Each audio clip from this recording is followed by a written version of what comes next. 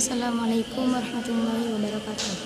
Perkenalkan, nama saya Alfiatul Mukarramah dari Prodi S1 Keperawatan dengan NIM 21318052. Di sini saya akan menjelaskan tentang teori sel dan jaringan, tentang teori biomekanika, tentang teori biolistrik, dan yang terakhir tentang teori karbohidrat.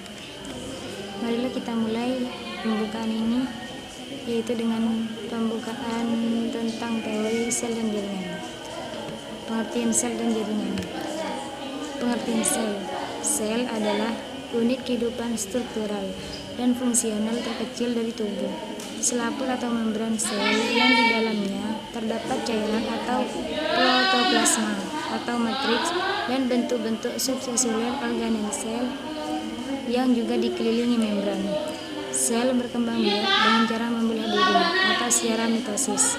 Selain itu juga mengandung materi genetik, yaitu materi penentu sifat-sifat makhluk hidup.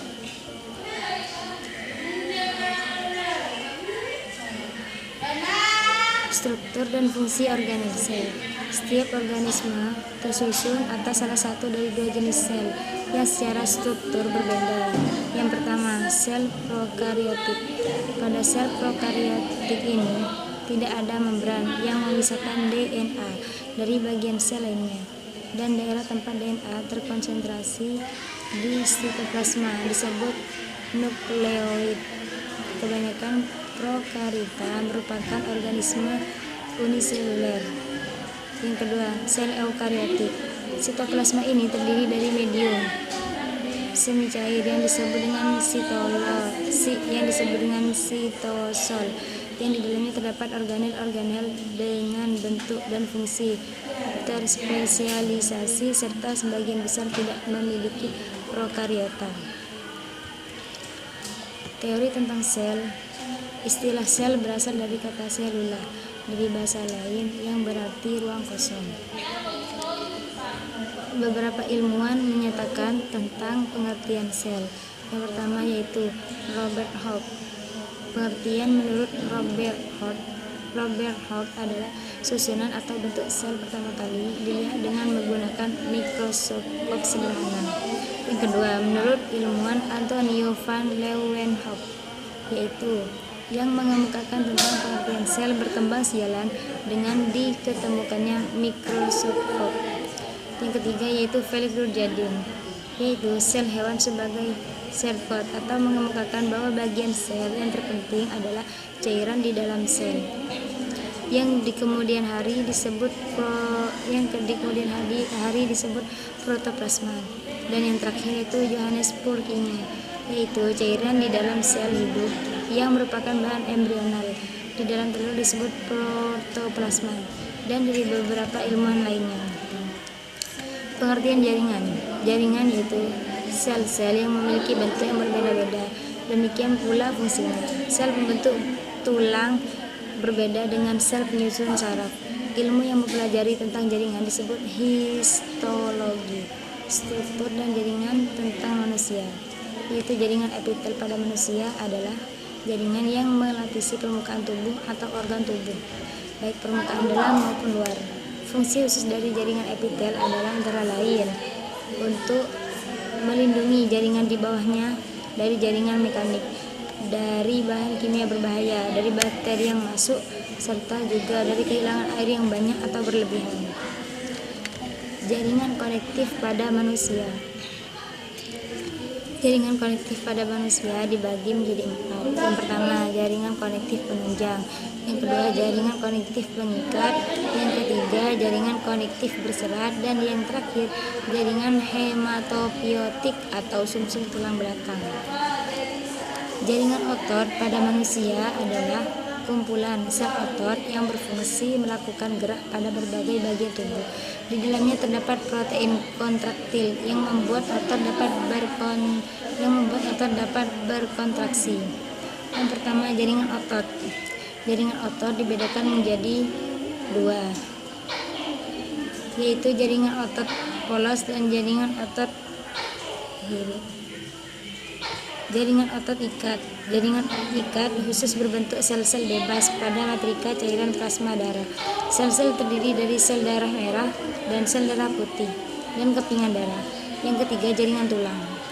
Jaringan tulang atau osteon.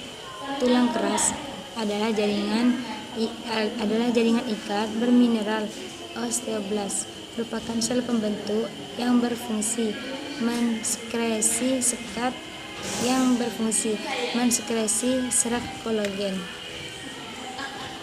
Fungsi jaringan lemak. Pada umumnya jumlah sel lemak lebih banyak terdapat pada betina dibandingkan jantan. Fungsi jaringan lemak pada hewan ialah sebagai berikut. 1. Energi cadangan. Lemak merupakan sumber energi cadangan yang dapat dimetabolisme untuk menghasilkan energi ketika tubuh kehabisan asupan glukosa atau karbohidrat. Yang kedua, pelindung dari goncangan. Bermanfaat untuk melindungi organ-organ tertentu dari efek goncangan yang mungkin dapat merubah letak atau struktur organ tersebut, seperti pada ovarium, ginjal, dan lainnya. Yang ketiga, isolator panas. Lemak pada kulit ini berfungsi sebagai isolator atau penahan panas tubuh. Hal ini berkaitan dengan suhu lingkungan. Hewan-hewan yang hidup di daerah dingin dapat bertahan hidup karena memiliki lapisan hipodermis yang cukup tebal dan rambut yang lebat. Yang keempat, penyusun tubuh. Lemak merupakan unsur penting bagi tubuh. Hal ini karena lemak berfungsi sebagai penyusun tubuh. Lemak menyusun membran sel, sel-sel kelenjar, hormon, dan lain-lain. Yang kelima, mengisi ruang antar sel. Jaringan lemak ditemukan sebagai pengisi ruang antara jaringan atau antara organ. Jaringan lemak juga dapat ditemukan sebagai pembungkus organ. Bagian abdomen perut biasanya memiliki banyak simpanan lemak. Fungsi jaringan tulang rawan. 1. Menyongkong jaringan atau organ lunak. Kedudukan tulang rawan akan digantikan dengan rangkaian tulang sejati setelah embrio menetas. Yang kedua, merupakan daerah pergeseran dalam persendian. Sendi merupakan hubungan antar tulang sejati. Sendi tersusun atas tulang rawan dan cairan sinovial. Yang ketiga, membentuk tulang sejati. Bagian ujung atau epifisi tulang sejati merupakan daerah tulang rawan. Pada bagian ini berfungsi sebagai proses pertumbuhan. Yang keempat, pembentukan tulang sejati pada proses asifikasi atau penulangan sekunder.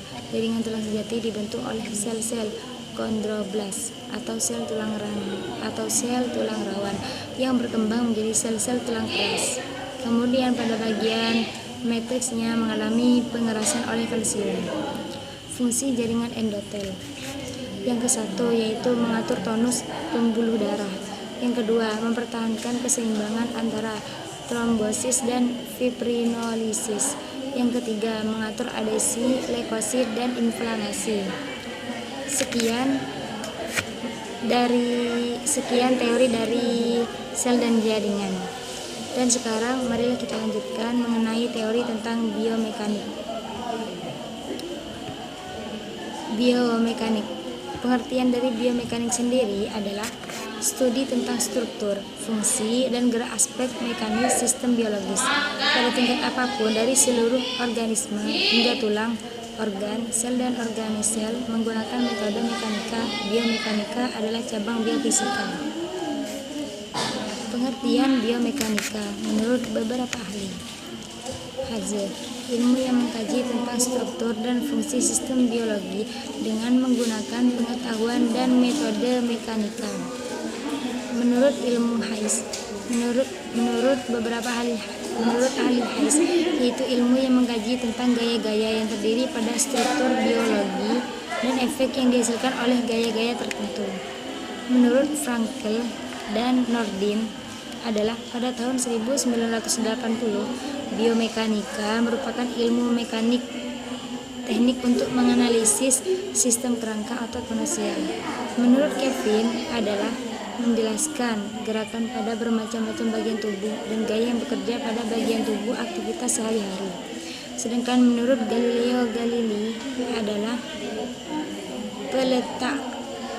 Dasar analisa dan eksperimen dalam ilmu dinamika. Macam-macam kajian biomekanika. Beberapa elemen dalam biomekanika antara lain statika. Statika adalah sistem pembayaran yang berada dalam kesetimbangan, baik saat istirahat atau bergerak dengan kecepatan konstan. Yang kedua, dinamika. Dinamika yaitu mempelajari sistem yang bergerak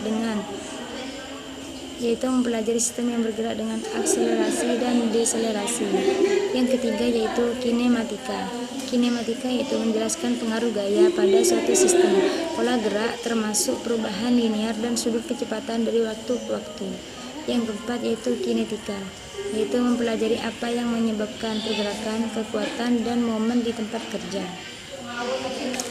Menjelaskan teknik biomekanika.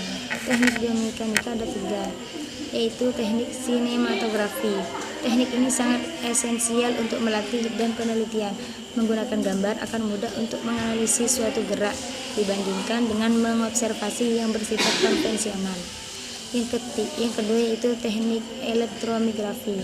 Adalah metode untuk mempelajari kerja otot atau kelompok otot untuk dicatat dan diukur dengan menggunakan elektrik. Setelah berkonsentrasi, maka akan dapat diketahui sejumlah kebutuhan, termasuk kelelahan maupun relaksasinya. Yang ketiga yaitu goniografi. Alat ini digunakan untuk mengukur alat gerak. Prinsip mekanika tubuh. Mekanika tubuh bagi perawat penting dan kliennya. Hal ini mempengaruhi tingkat kesehatan mereka. Mekanika tubuh yang benar diperlukan untuk mendukung tingkat kesehatan dan mencegah kecacatan serta untuk menjaga keselamatan klien. Dalam hal ini, perawat menggunakan berbagai kelompok otot untuk setiap aktivitas keperawatan, memberikan obat, mengangkat dan memindahkan klien, dan menggerakkan objek. Kesegarisan tubuh. Adapun faktor yang mempengaruhi kesegarisan tubuh yaitu status kesehatan, nutrisi, emosi, faktor sosial, gaya hidup, dan perilaku dan nilai-nilai.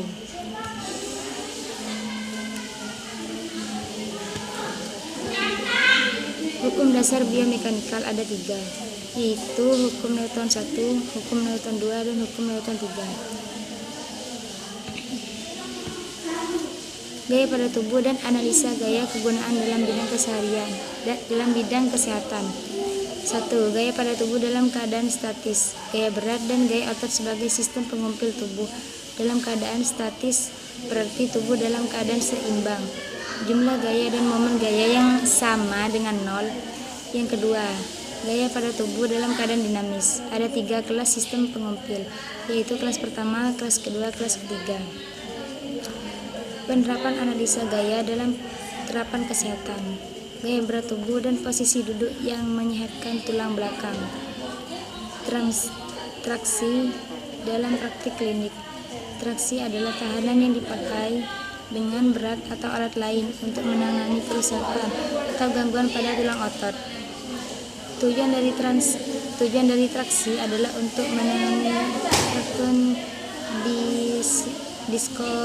dislokasi atau spasma otot dalam usaha untuk memperbaiki deformitas dan mempercepat penyembuhan.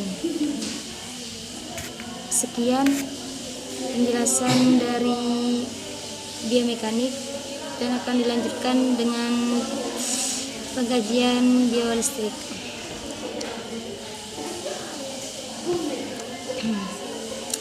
Biolistrik. Pengertian dari biolistrik adalah energi yang dimiliki setiap manusia yang bersumber dari ATP atau adenosine trifosfate, di mana ATP ini dihasilkan oleh salah satu energi yang bernama mitohondria melalui proses respirasi sel. Biolistrik juga merupakan fenomena sel. Sel-sel mampu menghasilkan potensial listrik yang merupakan lapisan tipis muatan positif pada permukaan luar dan lapisan tipis muatan negatif pada permukaan dalam bidang batas atau membran. Pengertian ion, atom, muatan listrik, arus listrik, dan potensial listrik sebagai berikut. Atom. Yang pertama, atom.